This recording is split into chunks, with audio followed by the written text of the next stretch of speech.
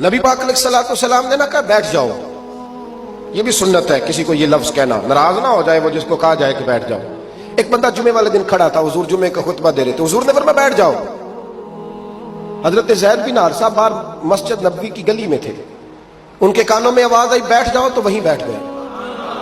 حضرت مرثد بن نبی مرثد رضی اللہ تعالیٰ عنہ کہتے ہیں میں اپنے گھر سے نکل رہا تھا، اپنے گھر کے دروازے کی چوکھٹ پہ تھا، میرے کانوں میں آواز آئی بیٹھ جاؤ تو میں وہیں بیٹھ گیا۔ حضرت انس بن مالک کہتے ہیں جہاں لوگ جوتے اتارتے نا مسجد میں آنے کے لیے میں وہاں کھڑا تھا، میرے کانوں میں آواز آئی بیٹھ جاؤ تو میں وہیں بیٹھ گیا۔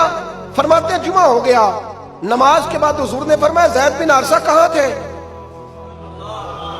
جمعے میں نظر کیوں نہیں آئے؟ بے خبر ہو جو غلاموں سے وہ آقا کیا ہے، جمعے میں نظر کیوں نہیں آئے؟ عرض کی حضور گلی میں آ رہا تھا تو آپ کی آواز آئی تھی بیٹھ جاؤ، تو میں نا ادھر بیٹھ گیا تھا۔ تو حضور نے رخ پھیرا، فرمایا مرثد تم کہاں تھے؟ حضور میں گھر سے نکل رہا تھا، ابھی چوکھٹ پہ تھا تو آواز آئی بیٹھ جاؤ تو سوڑیا میں وہیں بیٹھ گیا۔ انس بن مالک تم کہاں تھے؟ عرض کی سوڑیا جہاں ساری دنیا جوتے اتارتی ہے نا، جوتے لوگوں کے جوتے، میں نا جوتوں میں ہی بیٹھ گیا۔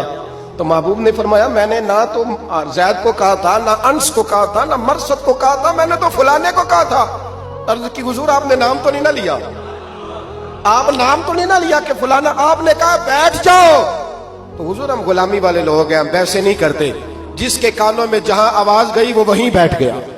ہم نے نہ کبھی قطرے پہ غور کیا اور نہ دریا دیکھا، بس جہاں تیری جھلک دیکھی وہیں ڈوب گئے۔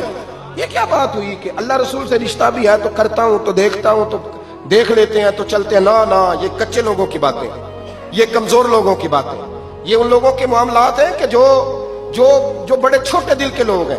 آپ نے کہہ لیا اللہ ہمارا رب ہے تو قرآن کہتا ہے جب کہہ لو نا کہ اللہ رب ہے، ان الذین قالوا ربنا اللہ ثم استقاموا تتنزل علیہم الملائکہ، جب تم نے کہا کہ اللہ ہمارا رب ہے تو پھر ڈٹ جاؤ، اللہ تمہاری مدد کے لیے فرشتوں کو بھی نازل فرما دے۔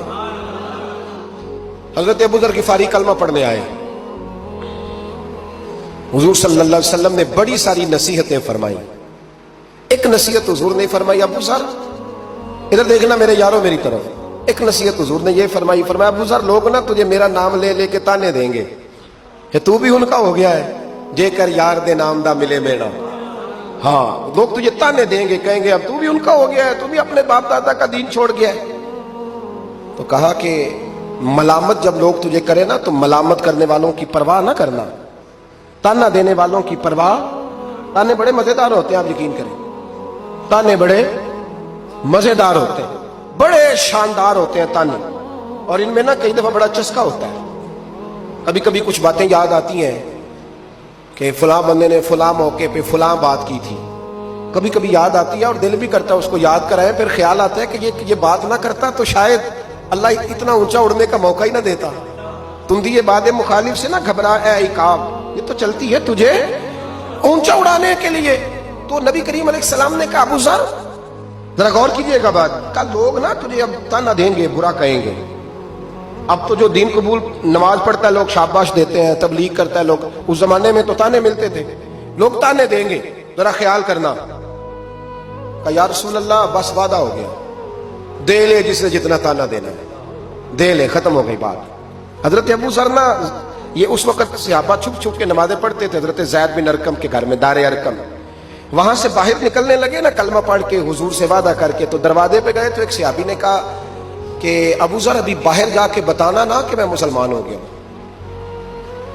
ایک تو لوگ تمہیں تانے دیں گے اور دوسرا ہو سکتا ہے مارے بھی، باہر جا کے بتانا نا ورنہ لوگ نا برا کہیں گے۔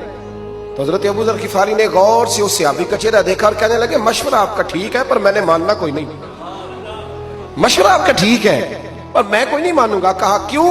فرمانے لگے میں نے ابھی نبی کریم سے وعدہ کیا ہے کہ میں کسی کی پرواہ، میں نہیں پرواہ کروں گا کسی کی، ختم ہو گئی بات، مارے جس نے مارنا ہے، دیتا نہ جس نے دینا ہے، ابھی تو وعدہ کیا۔